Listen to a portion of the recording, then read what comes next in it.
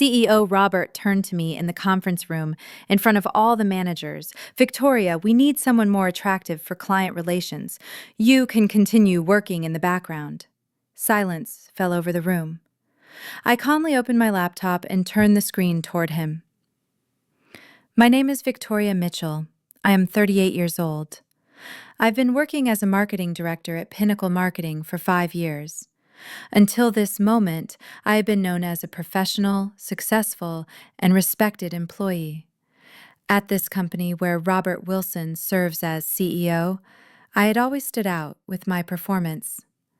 But there was something very important that Robert didn't know, and this secret would completely change his career after those humiliating words. This is the story of workplace discrimination and a perfect lesson against it. Pinnacle Marketing was one of the city's most prestigious marketing agencies. I had joined 5 years ago as a marketing specialist, rising to director after consistently successful projects. My achievements were clear. Company revenue increased 40% under my leadership. I brought our biggest client, Tech Corp, and managed award-winning campaigns. Robert Wilson had come to the company as CEO 2 years ago. He was an old-school type, 55 years old, traditional in his views, the kind who generally preferred female employees for supportive roles. When he first arrived, he told me, "Victoria, you're a very talented employee, but marketing client relations are very critical. I hope you'll be successful in this role." At the time, I had considered these words normal. Over time, I realized that Robert had prejudices about female managers. Robert's arrival brought concerning changes. He interrupted female managers in meetings, made decisions primarily with male colleagues, and constantly commented on women's appearance. "Emma, wear more colorful clothes," he'd tell my assistant. "Clients like cheerful people." He told HR manager Lisa that female managers make emotional decisions. Worst were his appearance-focused comments to all female staff, except he never made such remarks to male employees. Robert's attitude toward me was getting progressively worse. Initially, it seemed like he was just questioning my job performance, but over time it turned into personal attacks. "Victoria, you could try to look a bit more appealing in meetings with clients," he had said once. "Appearance is very important in the marketing sector," he had said another time. "Clients want to see young, dynamic faces." The worst had happened 3 months ago. Our big client, Automax's CEO David Thompson, was going to visit the company. Robert hadn't invited me to the meeting. "Why am I not participating in the Automax meeting?" I had asked. "Victoria, David Thompson is a young and modern CEO. I've chosen team members who can appeal to him," he had said. That meeting was managed by Marcus, male marketing specialist. But I had developed the Automax campaign. I had built the entire strategy. After the meeting, David Thompson asked, "The campaign is very successful. Who managed this project?" Marcus replied, "It was a team effort." They had stolen my credit. A month later, an even bigger incident occurred. We were preparing for the presentation of our company's most prestigious client, Luxury Brand's annual campaign. I had been preparing this project for 6 months. Market research, strategy development, creative concept. I had done everything. When presentation day came, Robert called me to his office. "Victoria, Marcus will be doing the Luxury Brand's presentation." "But Robert, I developed this project. I worked on it for 6 months." "I know, but Luxury Brand's CEO Jason Miller is a young man. We need to send a more suitable representative for our company image." "What do you mean?" "Victoria, you're very talented, but visual elements are also important in client relations. Marcus is more presentable." At that moment, I understood. Robert was clearly practicing appearance discrimination. The presentation was made by Marcus. It was successful, of course, because all the work had been prepared by me, but the credit was given to Marcus again. Luxury brands signed a $2 million contract. The company newsletter ran a story. Major contract thanks to Marcus's successful presentation. That night I had decided it was time to teach Robert a lesson. What Robert didn't know, I wasn't just a marketing director. For 5 years, I've been running VM Consulting, providing strategic marketing services to major corporations. Starting small, I'd gradually built a client base including Tech Giant, InnovaCorp, and Next Gen Solutions. My biggest client, Global Tech, paid VM Consulting $5 million annually. But no one knew Victoria Mitchell and VM Consulting's founder were the same person. I had a plan. The discrimination Robert practiced at Pinnacle Marketing wasn't limited to just me. According to information I received from HR manager Lisa, half of the female employees at the company were experiencing similar situations. Jennifer's promotion application had been rejected for insufficient leadership qualities, but during the same period, her less experienced male colleague Tom had been promoted. Patricia's salary increase request had been denied due to budget constraints, while male sales representatives had received 15% raises. Emma constantly heard comments like, "Let her stay as an assistant, management is too heavy for her." But worst of all was how Robert marketed female employees in client meetings. "We have very beautiful and talented female employees at our firm," he would say to male clients, as if female employees were an attraction element. These behaviors were discriminatory and illegal, but Robert was in a powerful position, and it was difficult to prove. Until that meeting. Last week, we were going to have a meeting with our company's biggest client, Megacorp. The renewal of a $10 million annual contract was at stake. Megacorp's new CEO, Jennifer Walsh, was a 45-year-old, very successful female executive. While the former CEO was a male, the company management had changed. Robert was uncomfortable with this situation. "Working with female CEOs is difficult," he had said. "They make very emotional decisions." But this Megacorp contract was critical for our company. If we lost it, we would face major problems. All managers prepared for the meeting. I had prepared a comprehensive analysis of Megacorp's new strategic orientations. I had researched Jennifer Walsh's background, identified the company's needs, and prepared a presentation specifically for her. When the meeting day came, all managers had gathered in the conference room. Robert, Marcus, Tom, Jennifer, Patricia, Lisa, and me. Jennifer Walsh was a very impressive woman. She spoke powerfully, decisively, and clearly. "We want to continue working with Pinnacle Marketing," she said, "but we're looking for partners suitable for our new strategic approach." Robert began to speak. "Miss Jennifer, our team is very experienced." Jennifer Walsh cut him off. "Excuse me, but let me ask directly. Who will be managing this project?" Robert panicked. Our Marcus is very experienced." Jennifer Walsh. "Who developed Megacorp's previous campaign strategies?" Silence fell. Because I had developed those strategies, but Robert had always given credit to Marcus. That's when Robert's true character emerged. Jennifer Walsh waited expectantly. Robert didn't know what to say. "Actually," Robert said, "we have very talented female employees on our team, but..." Jennifer Walsh. "But..." Robert continued. "Victoria is very smart, but for client relations, we need someone more attractive. You continue working in the background." The room went ice cold. Jennifer Walsh's face changed. Marcus lowered his head in shame. Tom looked shocked. Lisa, HR manager, looked at Robert with an angry expression. Patricia had left her mouth open. But I was very calm, because the moment I had been waiting for had arrived. I opened my laptop and turned the screen toward Robert. "Robert," I said, I think you're mistaken about something. The VM Consulting homepage was open on the laptop screen. It read Victoria Mitchell, founder, CEO. What's this? Robert asked. My company, I said. VM Consulting. I've been doing marketing consulting for the past 5 years. I turned to Jennifer Walsh. Jennifer, are you familiar with VM Consulting? Jennifer's face lit up. Of course! You ran a fantastic campaign for Global Tech last year. Yes, I said. A $5 million project.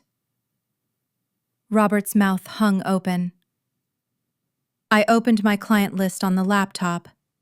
Tech Giant, Innova Corp, Next Gen, Global Tech, Megacorp. Wait, Jennifer said. Megacorp? You've worked with us too? Yes. I developed your digital transformation strategy last year. Former CEO Harrison Miller worked with me. Jennifer was amazed. VM Consulting did that project. Are you that Victoria Mitchell? Yes. Jennifer stood up. Victoria, it's wonderful to meet you. Thanks to that strategy, our sales increased by 60%. Robert was still unable to recover from the shock. Actually, I said, there's more. I opened the second file. VM Consulting's revenue reports. Last year's revenue was $15 million. This year, it will reach $25 million. Marcus looked amazed. $15 million?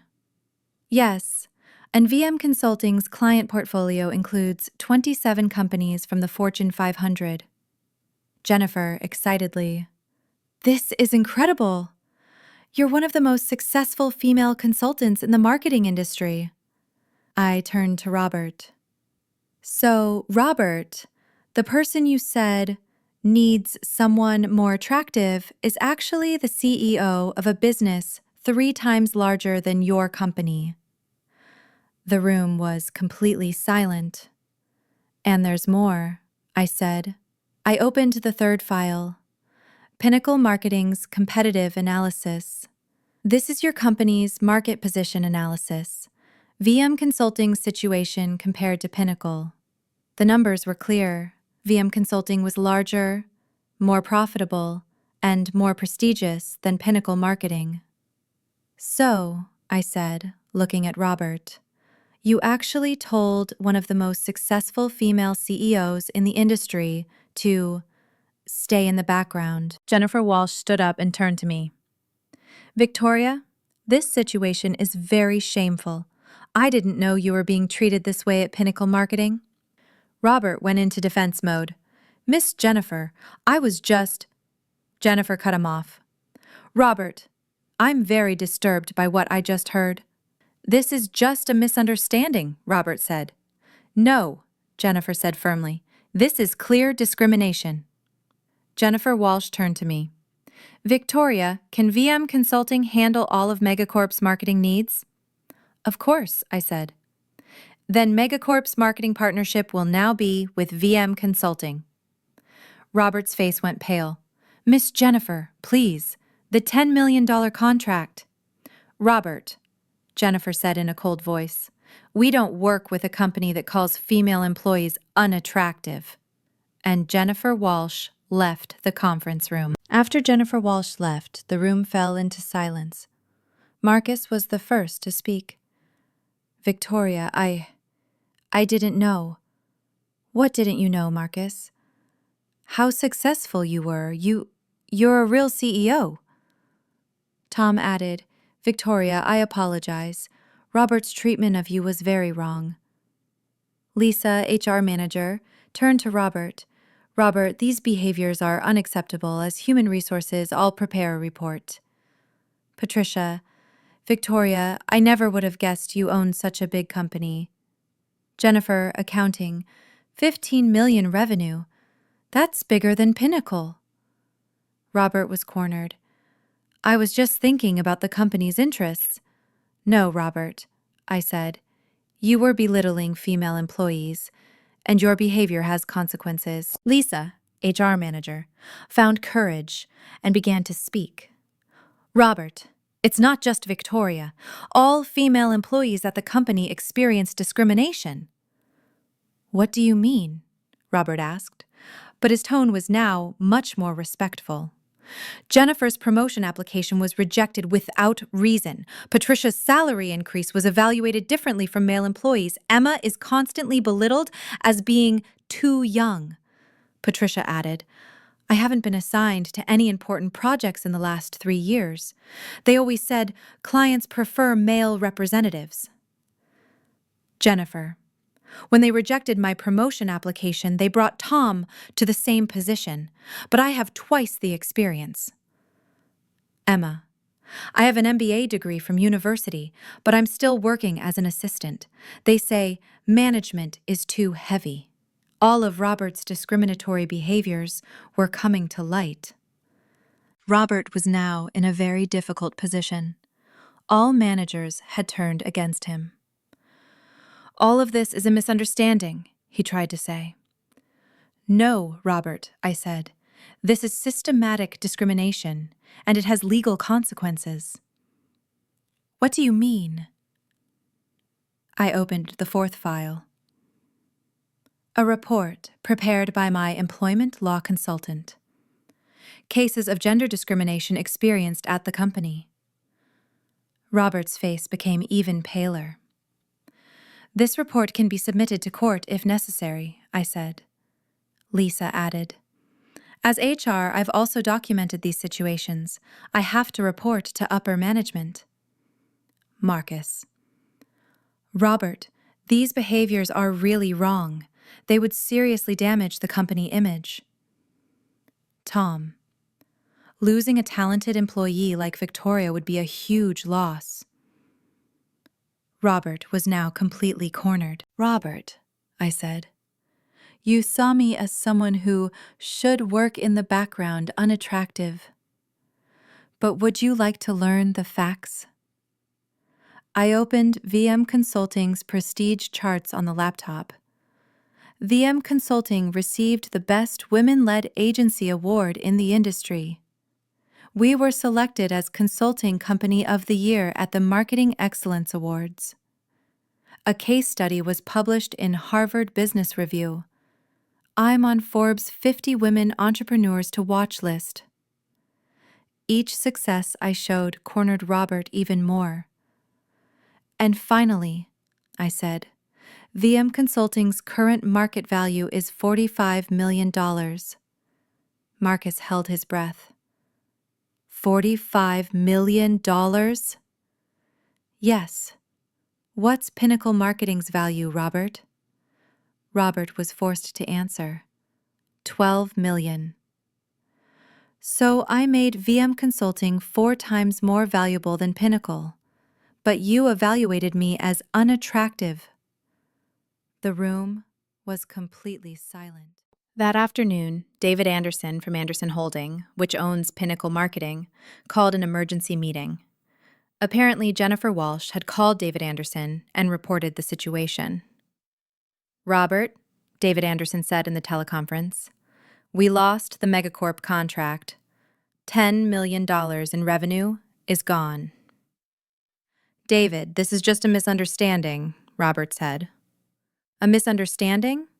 Jennifer Walsh told me how you treated Victoria. I had participated in the meeting. David Anderson spoke with me. Victoria, I learned that you're the CEO of VM Consulting. Why didn't you share this information?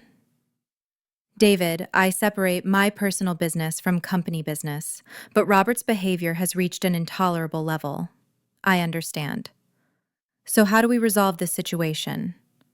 Robert panicked. David, I was just thinking about company interests. David Anderson cut Robert off. Robert, you harmed the company. We both lost the Megacorp contract and face legal problems. Victoria, David Anderson said, do you want to stay at Pinnacle? David Anderson's question surprised everyone. We don't want to lose Victoria, David said. You're the company's most valuable employee, Robert objected. David, I'm the CEO. Robert, you're going to resign, David Anderson said in a firm tone. What? Your loss of the Megacorp contract, your discrimination against female employees, these are unacceptable. David Anderson turned to me. Victoria, I'm offering you the CEO position. The room froze. Would you like to be the CEO of Pinnacle Marketing? This offer was an unexpected development.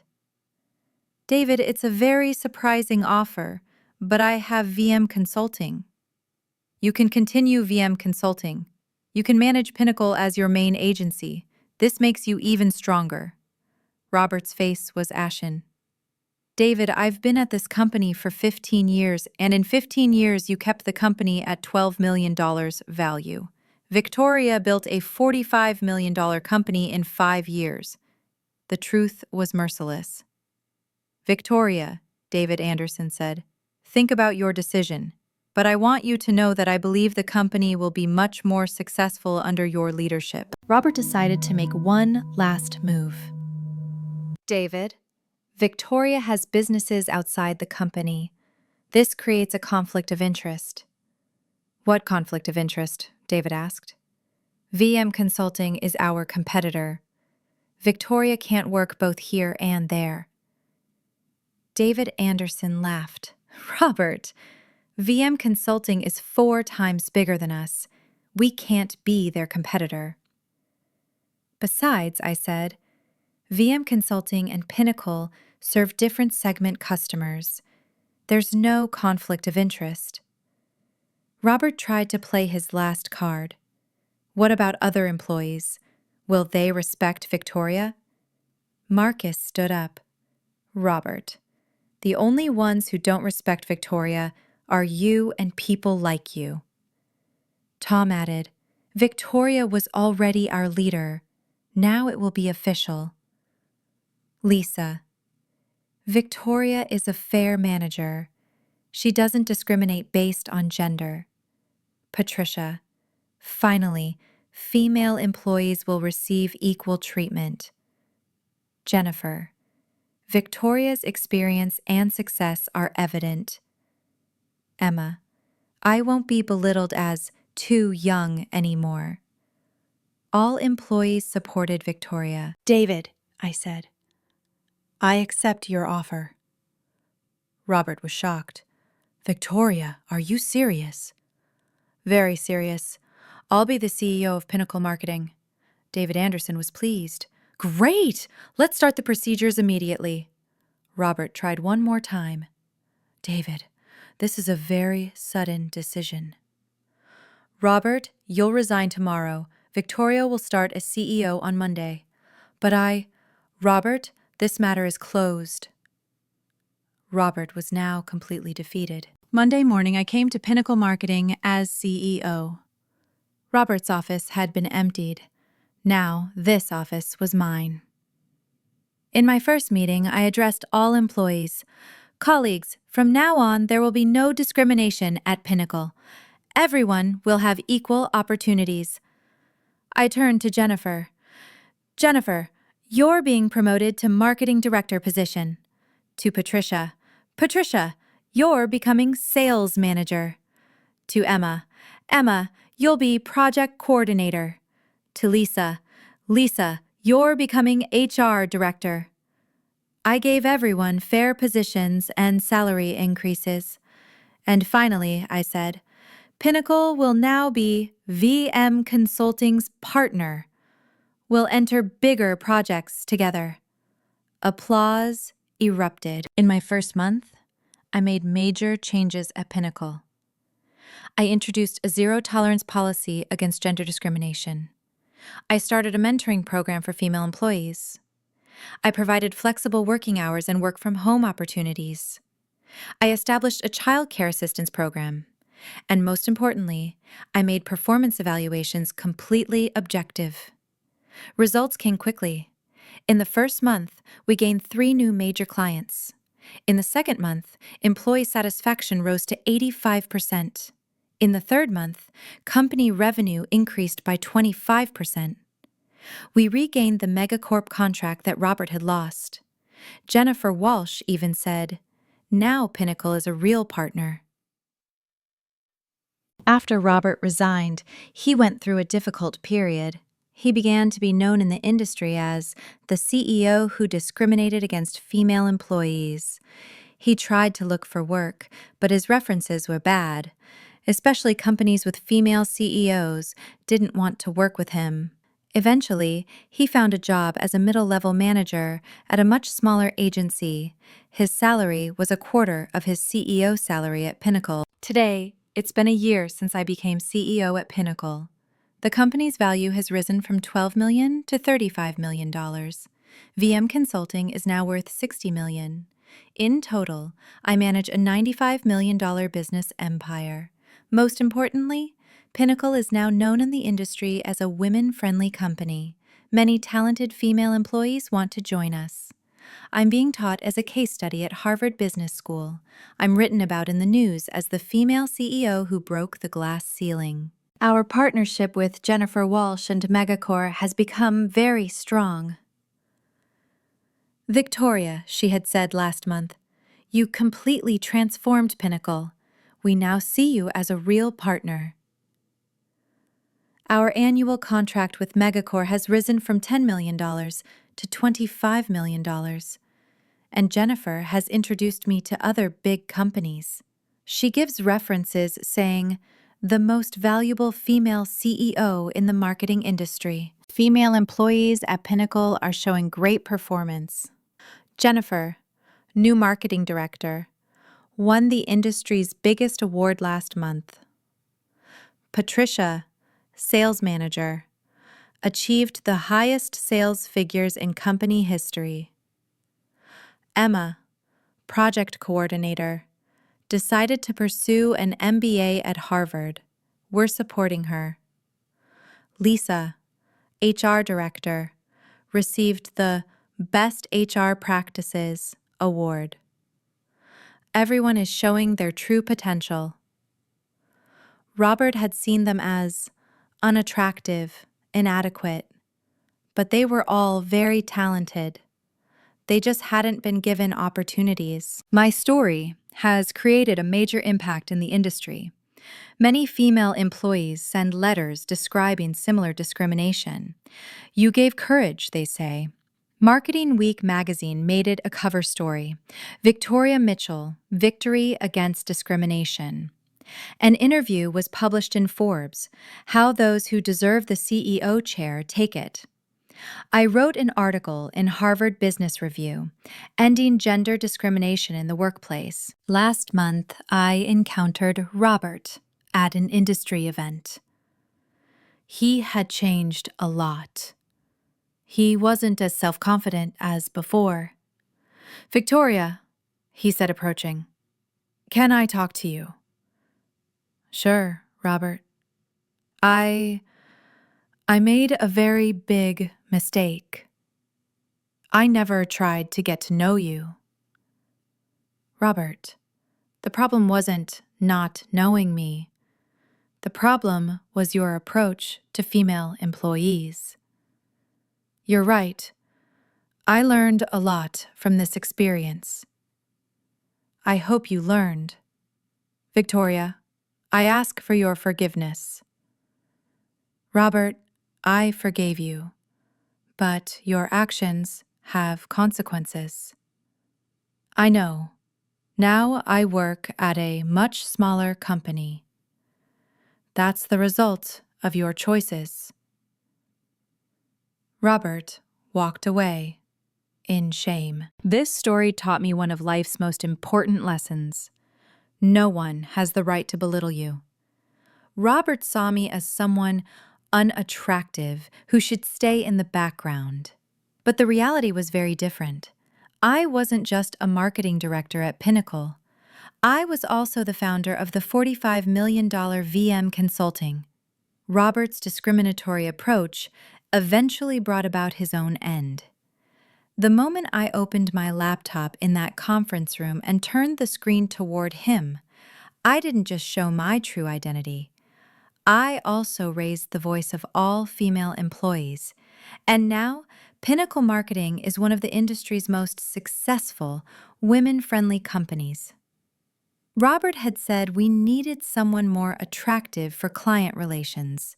He was wrong. What clients needed wasn't attractiveness, but competence.